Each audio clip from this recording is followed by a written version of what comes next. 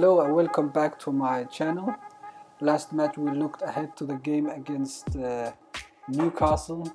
Now I want to look back at it in short minutes and thereafter see who did well in the team and who didn't do so well against Newcastle. This is the team that started against Newcastle, and for me the players who did well was Kieran Tierney. Defenders Pablo Mari and Lewis, they did very well against Andy Carroll, winning headers, being surrounding him a lot.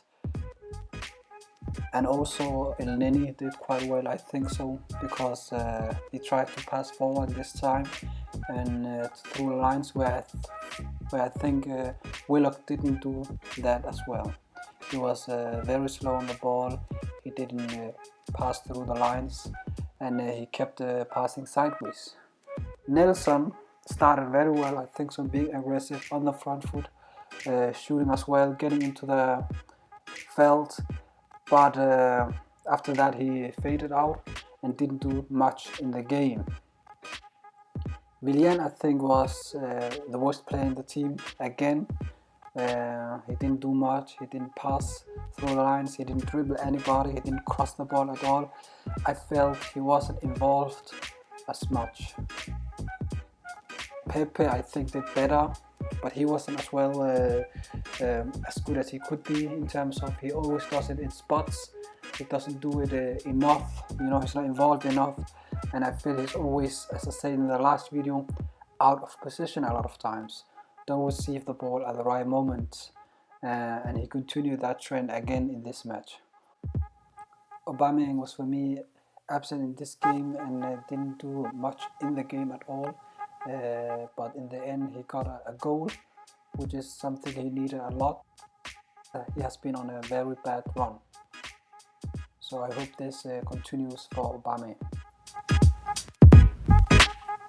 As we know, the match ended in a draw, 0-0 in the 90 minutes, and we won it on extra time. And the changes that Arteta made was Saka, Smith Rowe, Lacazette and Xhaka.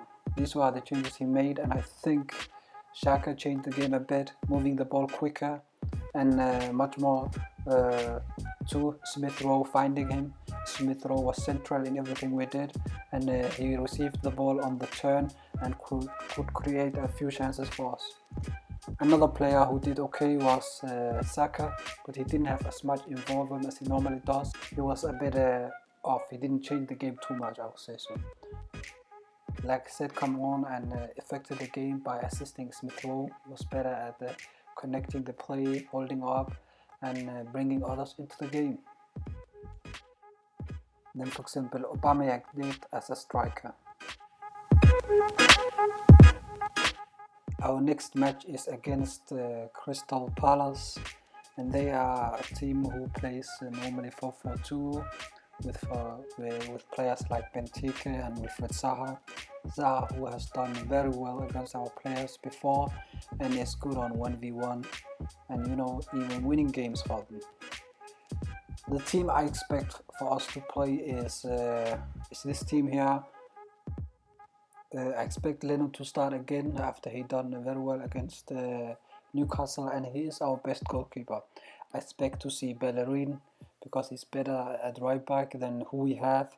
People might say Niles, but apparently, as we can see, he don't play enough games. Holding has done very well recently, so has Pablo Mari, and Tierney has been our best player, one of our best players during the whole season, so he has to start as well for me. Xhaka has done better recently and is better than for me Ceballos and Elneny. Partey has to start in this game. We need to see him play. He has been back for 2 weeks training and doing well in training according to Arteta.